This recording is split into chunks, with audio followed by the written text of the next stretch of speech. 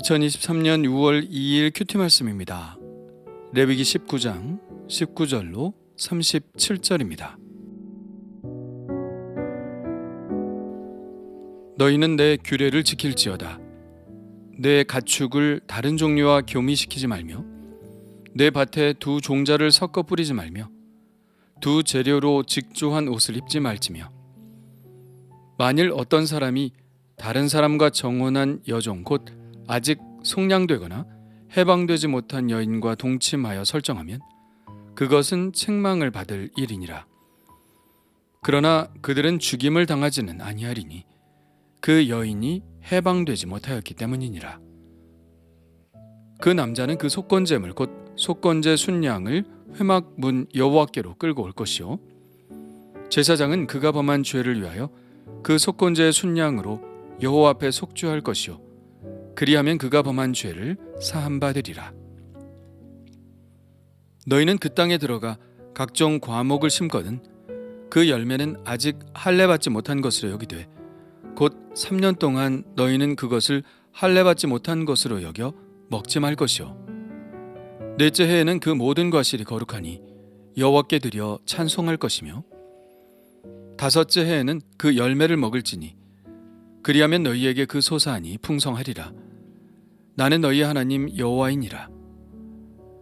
너희는 무엇이든지 핏째 먹지 말며 점을 치지 말며 술법을 행하지 말며 머리 가를 둥글게 깎지 말며 수염 끝을 손상하지 말며 죽은 자 때문에 너희의 살에 문신을 하지 말며 무늬를 놓지 말라. 나는 여호와이니라. 내 딸을 더럽혀 창녀가 되게 하지 말라. 음행이 전국에 퍼져 죄악이 가득할까 하노라. 내 안식일을 지키고 내 성소를 귀히 여기라. 나는 여호와이니라. 너희는 신접한 자와 박수를 믿지 말며 그들을 추종하여 스스로 더럽히지 말라. 나는 너희 하나님 여호와이니라. 너는 센 머리 앞에서 일어서고 노인의 얼굴을 공경하며 내 하나님을 경외하라. 나는 여호와이니라. 거류민이 너희의 땅에 거류하여 함께 있거든 너희는 그를 학대하지 말고 너희와 함께 있는 거류민을 너희 중에서 나은 자같이 여기며 자기같이 사랑하라.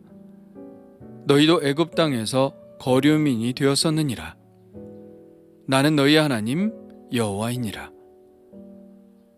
너희는 재판할 때나 길이나 무게나 양을 잴 때 불의를 행하지 말고 공평한 저울과 공평한 추와 공평한 에바와 공평한 흰을 사용하라. 나는 너희를 인도하여 애굽 땅에서 나오게 한 너희 하나님 여호와이니라. 너희는 내 모든 규례와 내 모든 법도를 지켜 행하라. 나는 여호와이니라. 아멘. 오늘 말씀은 일상생활에 관한 다양한 지시들을 담고 있습니다.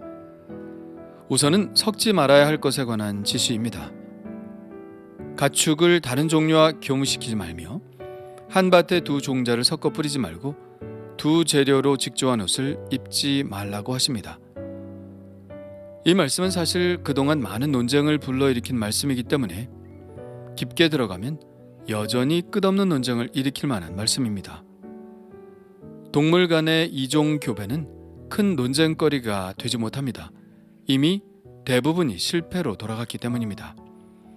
대부분의 동물 간 이종 교배는 이세를 낳지 못하기 때문에 지속성이 없죠. 두 재료로 직조한 옷감의 경우는 약간의 논쟁거리가 될 수 있는데 지금 우리가 입고 있는 대부분의 옷이 이러한 방식으로 직조되었기 때문입니다. 그런데 지금의 직조 방식은 구약 시대와는 좀 다르죠. 옛날의 방식은 양모와 배를 섞는 것과 같은 방식인데 이렇게 하면 옷이 뒤틀려 버리기 때문에 그렇게 하지 말라는 현실적인 조언으로 받아들일 수 있습니다. 그런데 지금의 방식은 아예 화학적 결합에 의해 전혀 다른 한 실이 되기 때문에 이 말씀과는 좀 다른 차원에서 이해해야 하겠죠. 지금 가장 문제가 되는 것은 종자를 섞어 뿌리는 문제인데 왜냐하면 지금 유전자 조작 식물이 대세를 이루고 있는 시대이기 때문입니다.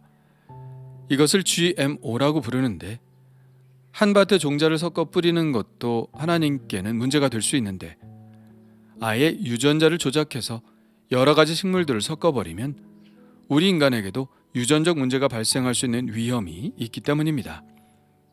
여전히 논쟁 중이지만 GMO 식품은 우리의 식탁을 이미 점령하고 있습니다. 우리가 먹는 콩과 옥수수의 90% 이상은 모두 GMO 식품입니다. 콩과 옥수수를 안 먹는 분들도 있겠지만 직접 섭취보다는 대부분 다른 가공식품의 재료로 사용되니 실으나 좋으나 우리나라 사람들은 1인당 한 해에 33kg 정도는 GMO 식품을 모두 섭취하게 됩니다. 전 세계 농산물 재배 면적의 약 50%가 이미 GMO 농산물을 생산하고 있죠. 그래서 GMO 논쟁은 이미 종교의 영역을 벗어나 과학의 영역이 되었습니다. 찬성하는 쪽에서는 인류의 굶주림을 해결할 수 있는 유일한 방법이라고 하고 반대하는 쪽에서는 오히려 인류의 건강을 해칠 것이라고 말합니다. 문제는 이 말씀을 그리스도인으로서 어디까지 적용해야 하는가 문제인데요. 그것은 각자의 신앙적 결단에 달려있는 문제라고 이야기할 수밖에 없습니다. 어떤 사람은 인류에 대한 사랑으로 이 연구에 매진하는 사람이 있을 것이고 어떤 사람은 하나님의 말씀을 지켜야 한다며 GMO를 반대하는 사람도 있을 것입니다. 참 어려운 문제인데요. 사도 바울은 이런 문제에 대해서 로마서에서 이렇게 말했습니다. 나를 중히 여기는 자도 주를 위하여 중히 여기고 먹는 자도 주를 위하여 먹으니 이는 하나님께 감사하며 먹지 않는 자도 주를 위하여 먹지 아니하며 하나님께 감사하느니라. 우리 중에 누구든지 자기를 위하여 사는 자가 없고 자기를 위하여 죽는 자도 없도다. 우리가 살아도 주를 위하여 살고 죽어도 주를 위하여 죽나니 그러므로 사나 죽으나 우리가 주의 것이로다.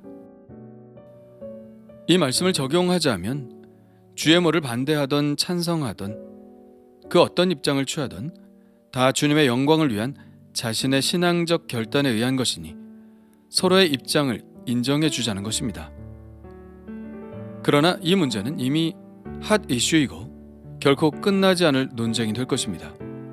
이미 현실이 되었고 피하고자 해서 피할 수도 없는 일이니 기도하며 지켜보아야 할 문제입니다.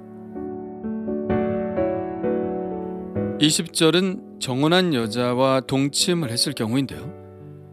신명기 22장보다는 관대한 처분이죠. 거기에서는 둘 다 돌로 쳐 죽이라고 했는데 여기서는 책망을 받을 일이기는 하지만 죽일 일은 아니라고 합니다. 그저 속건제를 드리는 것으로 사함을 받을 수 있다고 하죠. 왜냐하면 오늘 본문은 그 여자가 종일 경우이기 때문입니다. 속량되거나 해방되지 못한 여인이라고 한 것이 바로 그것을 말하죠. 그러나 죄의 경중에 문제가 있긴 하지만 여기서 이 경우를 언급하고 있는 이유는 아무리 종의 신분이라 할지라도 정혼한 여인과 동침하는 것은 죄라는 것을 분명히 알려주기 위한 것이죠. 23절부터는 과목의 열매를 먹는 문제인데요. 이제 가나안 땅에 들어가면 올리브도 심고 포도도 심을 텐데 나무를 심고 첫 3년은 할례 받지 못한 것으로 알아 먹지 말라고 하십니다. 할례가 거룩한 백성이라는 표시라면 3년 동안은 아직 거룩한 열매가 아니라는 것이죠. 그리고 4년째에는 첫 열매로 알아 하나님께 다 드려 찬송을 하고 5번째 해에 거둔 소산물부터 먹을 수 있었습니다. 이렇게 하는 이유는 첫 열매를 하나님께 바쳐야 하기 때문일 것입니다.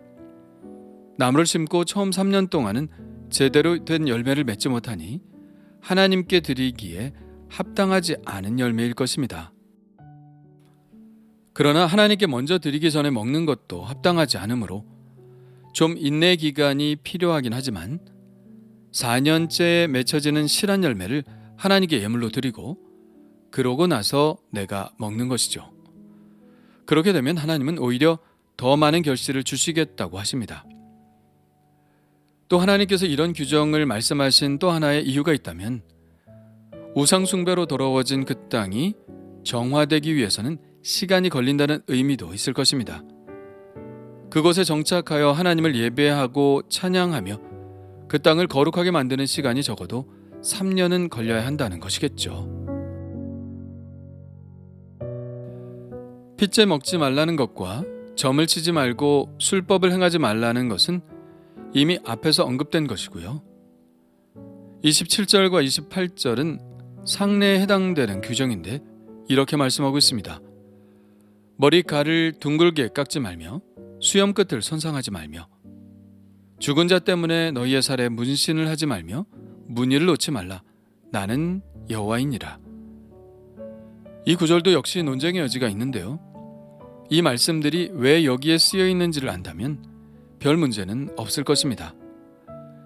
이 말씀들은 단순히 머리 스타일과 수염을 어떻게 다듬는지에 관한 문제가 아니며 문신을 해도 되느냐 하면 안 되느냐의 문제도 아닙니다. 머리칼을 둥글게 깎는다든지 수염 끝을 손상하는 행위는 죽은 자와 관련한 주술과 관계된 것을 봅니다. 지금 말로 하면 액을 쫓는다든지 하는 행위인 것이죠. 이것은 28절에 점을 치지 말며 술법을 행하지 말라는 말과 연관이 되어서 그러한 악한 세력을 쫓는다는 의미로 그렇게 하지 말라는 것입니다. 지금의 패션에 관한 관심과는 전혀 상관없는 일이죠. 문신도 마찬가지인데요. 죽은 자를 위하여 살을 베어 고통을 준다든지 특정한 무늬를 놓아서 죽은 사람을 애도하거나 그 사람의 사후 영생을 기원한다든지 하는 것은 헛된 일입니다. 그런 주술적인 의미에서 하는 것은 엄격히 금지했죠. 33절과 34절에는 거류민에 관한 말씀도 나오는데요. 거류민을 학대하지 말고 너희 중에서 나은 자같이 여기며 자기같이 사랑하라고 말씀하십니다. 이것은 이스라엘도 동일한 아픔이 있었기 때문인데요. 이스라엘도 애굽에서 거류민이라는 이유로 노예처럼 학대를 당한 기억이 있기 때문입니다. 오래전 이야기도 아닙니다. 바로 몇 년 전까지 그들은 애굽에서 노예로 있었었죠. 이 구절은 특히 이민법상 속지주의를 택하는 나라들의 근거가 되는 말씀으로 작용하고 있습니다. 미국 같은 경우 그 나라에서 태어났으면 시민권을 주죠. 바로 너희 중에서 나은 자같이 여기라는 말씀에 근거한 것입니다. 결국 속지주의라는 것도 이웃을, 그 이웃이 나그네라 할지라도 내 자신과 같이 여기라는 말씀의 일환인 것이죠. 이웃을 내 자신과 같이 사랑하라는 말씀이 너무 힘들게 느껴지는 것이 사실이지만 이런 법과 제도에도 적용될 수 있는 것을 보면 이 말씀이 우리에게 그렇게 멀지는 않은 것 같습니다. 35절은 재판에 관한 말씀인데요. 어제 말씀에서도 가난한 자라고 해서 편을 들어주지 말고 세력이 있는 자라고 두둔하지 말라고 하셨죠. 공정하게 하라는 말씀이 다시 한번 반복되고 있고요. 재판에 있어서 그 비유로 사용되는 저울추에 관한 말씀도 언급하시면서 역시 공정함에 대해 말씀하고 있습니다. 공평한 저울과 공평한 추와 공평한 에바와 공평한 흰을 사용하라는 말씀이죠. 여기서 에바는 곡물을 측정하는 통이고요. 약 22리터에 해당합니다. 흰은 액체를 측량하는 단위입니다. 약 3.5리터에 해당하는 통이죠. 눈속임으로 이것을 크게 하거나 작게 함으로 거래를 하는 행위는 사회의 신뢰를 떨어뜨리는 행위로 하나님의 거룩에도 또 이웃사랑의 원칙에도 어긋나는 것이어서 엄격하게 금지되었습니다. 이 모든 규례들은 결국 하나님을 사랑하여 그의 거룩을 닮아가는 것과 이웃을 내 몸과 같이 사랑하라는 명령을 지키는 것과 일치합니다.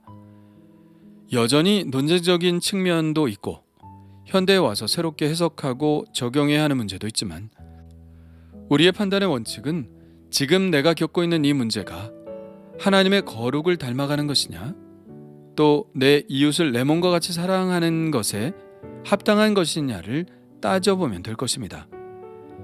모든 사안에 대해서 하나님께서 잔소리하시듯 이야기하실 수는 없죠.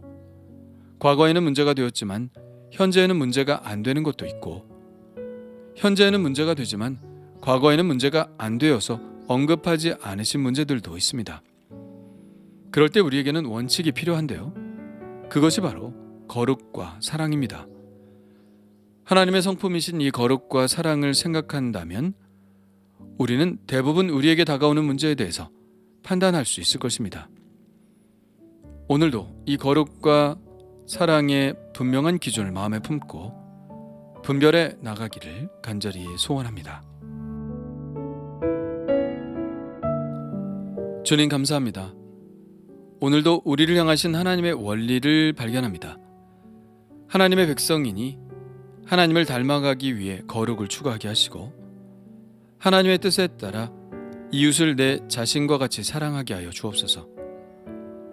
우리는 연약하고 둔하오니 성령님께서 지혜로 가르쳐 주시고 하나님이 싫어하시는 일을 선택하지 않고 기뻐하시는 일을 선택하며 살게 하여 주옵소서.